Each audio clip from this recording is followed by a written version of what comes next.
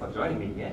I'm Jan from UC Berkeley, and I'm going to present work that already started back in Buddha, Germany, Freiburg, and also some work that I did at Arizona State University. From sex pheromones to nestmate recognition, deciphering with hydrocarbon signaling. So let's jump right in. Ground to cover here. Very brief introduction to particular hydrocarbons. Some people on this conference already spoke about them. They are very simple molecules, just carbon and hydrogen chains.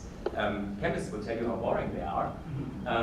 These are the most common ones. Alkanes, just straight chain, alkenes with a double bond, and methyl branch alkanes with a number of methyl branches. And they are the main compounds secreted on the insect cuticle. And for being so simple, they show a comparably great diversity, mostly mediated through chain lengths, through position of double bond, and through number and position of methyl branches. In insect, most commonly 1 to 4 methyl branches per methyl branch alkane. Their primary function is desiccation prevention, which is very important in insects due to their large surface to volume ratio, which they somehow have to cope with in different environments with different needs for desiccation prevention. But there are diverse secondary functions identified all in chemical signaling, most prominently in nestmate and species recognition, and in sexual signaling as sex pheromones. And the first model organism today I want to talk about for studying cuticular hydrocarbons is the cute little jewel wasp, Nasonia. It's a species complex composed of 4 parasitoid species that parasitize various flesh and blowfly pupae, and because of that, they have a long and rich research history as biological pest control, because some of these flesh and blowflies appear to be very important agricultural pests. They became somewhat of a model for solitary Hymenoptera in research in the past years. Their genomes are sequenced, and hybridizations between the species become possible in the lab, and this is going to become important a little later. They are closely related and partially occur in symmetry. And for that, I show you now the distribution of the Nasonia species in North America, where we have Nasonia vitripennis occurring all over. It is also a cosmopolitan species found worldwide, whereas Nasonia longicronis and Nasonia gerotai can only be found in the western and eastern part of North America, respectively.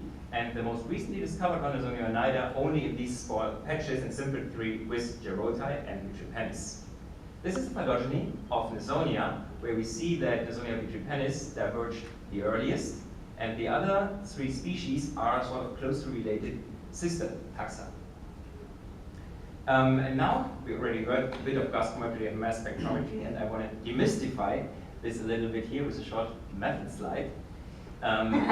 We just extract the hydrocarbons in a non-polar solvent, and then we get the cocktail of hydrocarbons, and to visualize that, we shoot it through the gas chromatograph, where we have a stationary phase and gas flowing through. And due to the molecular properties, the molecules are held back on the stationary phase at different times. So the longer, the more time it takes. And this is exactly what's visualized later.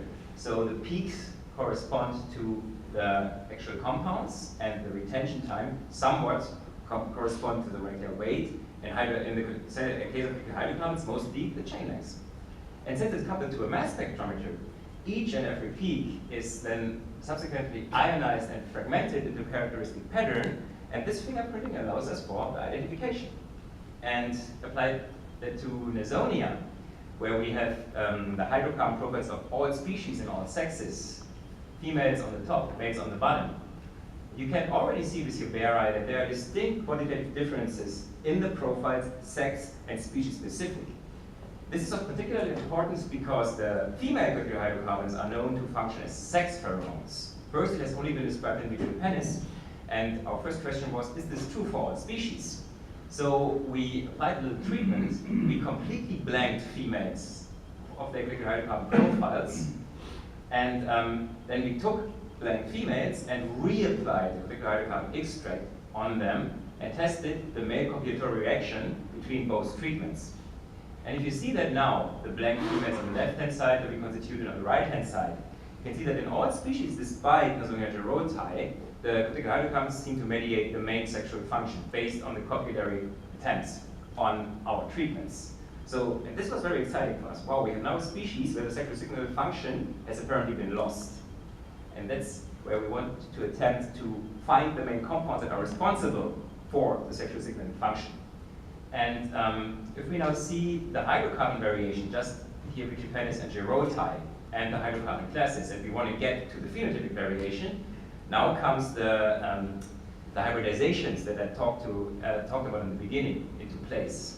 If we manage to hybridize Vitripennis and Gerotae in the lab, and then have the one generation, and they lay unfertilized eggs, because we're talking Hymenoptera here, haplodiploid, right? We can immediately map genetic differences to phenotypic variation, because we don't have to worry about dominant recessive effects, right? So we are able to do haploid genetics and observe direct effects, and thus access the phenotypic variation, in this case, particular hydrocarbon variation. And if we stay with this example, Vitripennis and Gerotae, who have diverged quite early in evolution, we find a plethora of different gene loci responsible for the variation in all compound classes found in Nasonia. But if we now take two more closely related sister species, we find a lot less gene loci, only responsible for the variation in methyl branch alkanes. And this is important because although they are quite closely related, here we have functioning sexual signaling, here we don't. So that's great, right? We found a clear snowball effect. But I hope you caught my bluff and saw the little flaw in here, because we use the males for simplicity, right? But the females are important, the female variation. These are the sex pheromones. So Kelvin is right. Right now, I only have circumstantial evidence. But if we now look at two loci, particularly for two compounds, responsible for variation in two compounds, and look at these same compounds in the females, we see that they are significantly different in Gerotae females versus Longicornis and Vitripennis.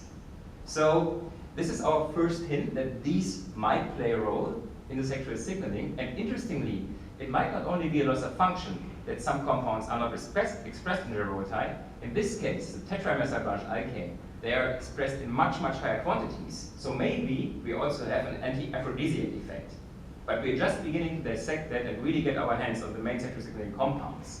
So as conclusions for now, focusing on the main haploid genetics to access this function that's lost in Gerotae, although we circumvent the dominant recessive allele effects, we uncover a complex but clearly surmountable genetic background. The gene clusters might hint at shared biosynthetic pathways and evolutionary origins.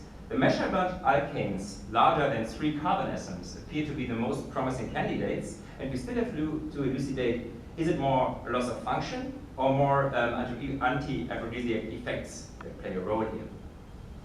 Okay. Now I'm going to introduce you to the second modern organism, which is a lovely ant, the invasive Argentine ant, which is unicolonial. Some of you might have heard of this ant that had recently, well, not recently, but in the 1900s has invaded the United States and forms vast supercolonies that basically now even span different continents, which is really quite amazing, and is mostly attributed to Cuticular hydrocarbon-based nestmate recognition.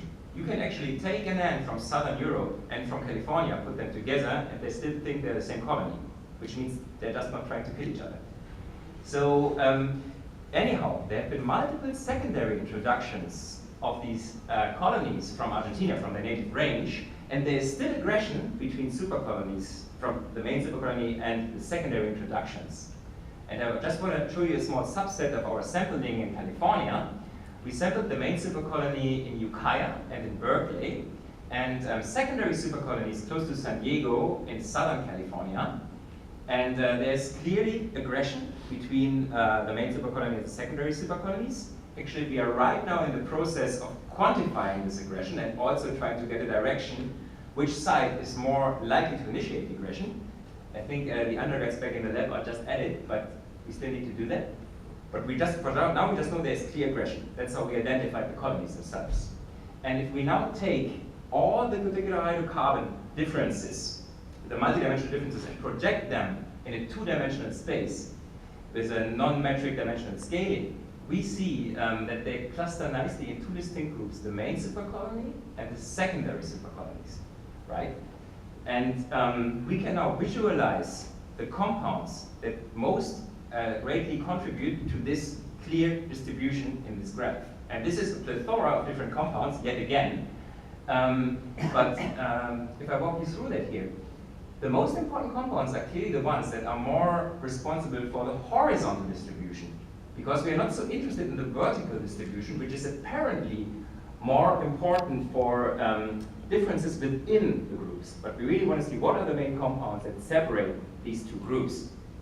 And if we now take the most prominent horizontal compounds and look at their abundances in the different groups, where you see the main supercolony on the left and right hand side, and the secondary supercolonies in the middle, we can see again we have methyl branch alkanes rather than 30 carbon atoms, which are the most likely candidates, and we apparently have here some qualitative differences, which I find the most interesting ones. Some compounds that cannot be produced in the secondary colonies but in the main colonies, and vice versa. And that might be really the most interesting and main culprits for aggression. So conclusions here, again, methyl branch alkanes rather than 30 carbon atoms, as I said. And here trimethyl branch alkanes appear to be most important, and because they are the most different CH3 compound class. Coincidentally, as we didn't find any tetramethyl branch alkanes in the profiles of the ants so far, these are also the compounds with the largest potential for coding information, because we have 3 methyl branches and hence the greatest possibilities to code different information in a single molecule.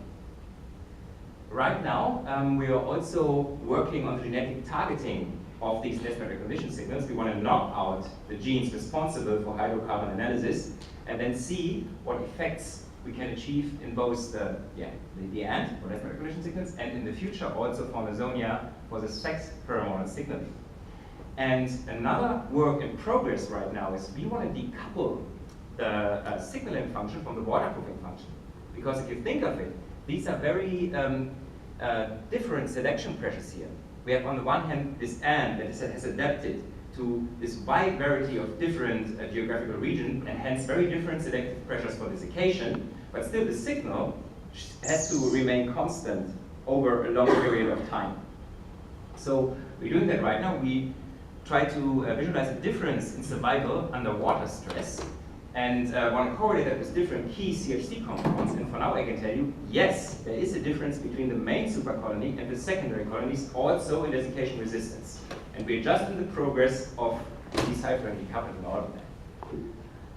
But for now, I reached the end of my talk. Got a lot of people to thank, my wonderful lab in Berkeley and the former labs in Freiburg, Buellesbach, and in Tempe, now in Münster, and funding sources. But last but not least, you for your attention.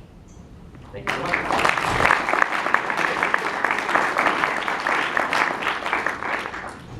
Yes, please. Do you have any targets for management and control of the invasive ant species?